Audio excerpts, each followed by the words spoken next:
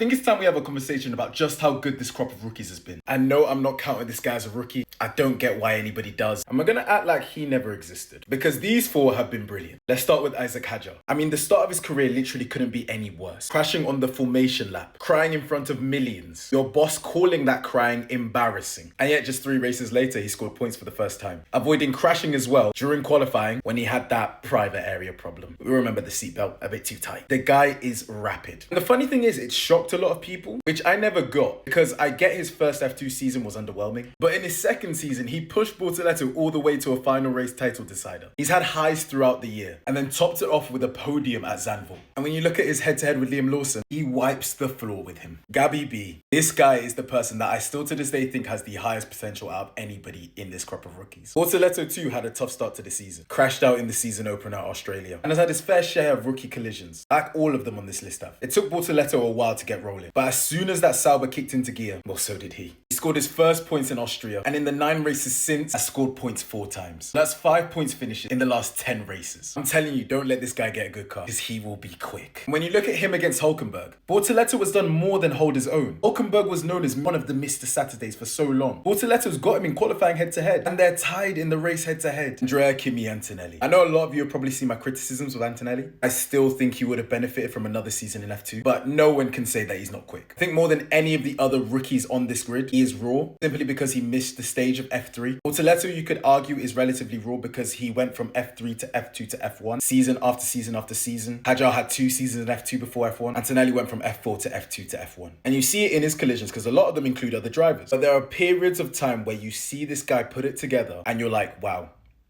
you really do have the potential. Canada, his defense of Oscar Piastri was fantastic. Got his first podium. And over the course of the season, there's plenty of times where he shows those flashes. And no one expected him to even win any of these. George Russell's one of the best drivers on the grid. Do I think Mercedes would have liked him to be closer? Yes. Antonelli still has an absolutely fantastic future ahead of him. And there's my guy, Ollie Behrman. Future Ferrari driver, Ollie Behrman. Obviously, in the last Grand Prix, Ollie Behrman got the best result of his career. And he, like Bortoleto, is one of those rookies that's just been going quietly about their business. We saw races like China where he was just really good. That was also his first point scoring finish. I think despite looking like a very nice guy, on the track he has a bit of grit to him. He too has a very seasoned teammate. Yeah, honestly, it's not been close. Ocon only beats him in laps in the top 10. Who's been the best out of these 4 though? And this is the best crop of rookies since when? Let us know in the comments.